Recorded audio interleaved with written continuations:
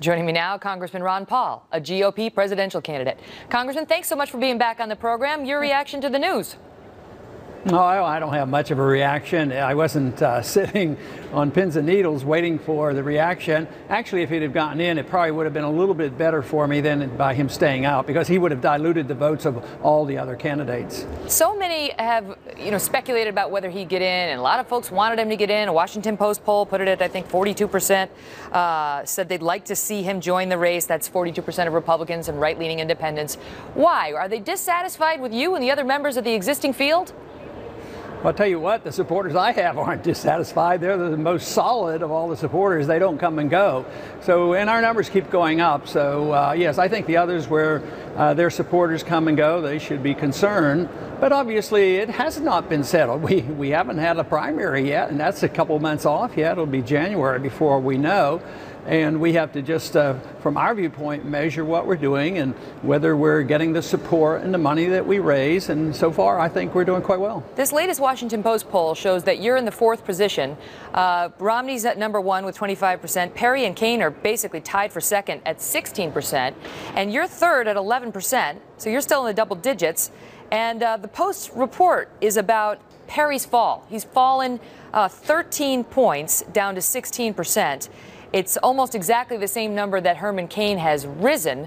What do you make of Perry's fall since he's entered this race? Well, I think it's just a matter of people getting to know about the candidate. There was a lot of fanfare when he entered it and a lot of enthusiasm, but they ask a lot of questions. They look at his record, and it didn't satisfy a lot of people, so they reassessed it, and I guess they've changed their minds. Now, you made news this week, sir, at a town hall yesterday where you suggested that President Obama, in connection with this, he basically took out this terrorist al-Awlaki. And you came out and said you believe it might have been an impeachable offense for him to order this guy's death. He's an American citizen, but he'd hooked up with al-Qaeda, and of course, U.S. officials say that he was a terrorist plotter behind many plots on the homeland. Do you believe that that was an impeachable offense by our president? Well, it's interesting how the media brings out or creates their own news. I never brought up the subject as a casual. There was a question thrown out to me, and I answered it honestly. And they said, I floated the issue of possible impeachment. That's so far removed. Yes, I answered the question when I think seriously about it. The ramification of this is very, very serious. And I also said that almost all our presidents have committed unconstitutional offenses, in my lifetime. And some of them have been pretty bad. And I think, quite frankly, issuing the killing of an American citizen without any charges. Just remember Adolf Eichmann. How can you be any worse than Adolf Eichmann? And he wasn't arrested until 1962. Israel thought enough of the rule of law. They took him and put him in a course, and they tried him, and then they executed him. I like that respect for law that they, exemplified at that time. I don't know why we are incapable of doing that and emphasizing our Constitution. The Fifth Amendment is rather clear. You cannot take life without due process of law.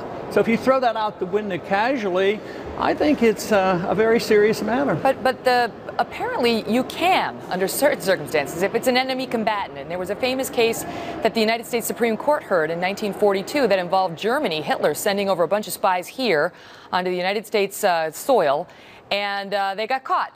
And those guys, by order of FDR, were tried. They were declared enemy combatants. They were tried by a military commission, and they were ordered to be electrocuted, which they were 7 weeks later in the electric chair, including an American citizen. The United States Supreme Court, when asked to intervene, said, we have no problem with it, unanimously.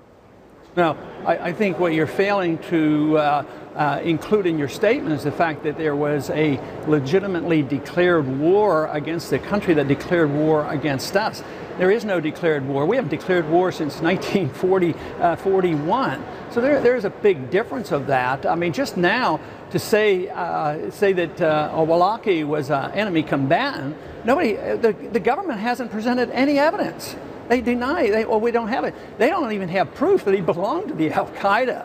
And I'm not defending the guy. He's probably a very bad guy. But what I'm doing is defending the process, and I'm defending innocent American people who someday could possibly be treated this way. This is the way we lose our liberties, incrementally. And when I see what's happening at our airports and the loss of our privacy and the invasion of and searches and seizures, without a search warrant, I think that people should realize this, and they should be very concerned. Congressman Ron Paul, thank you so much for being here.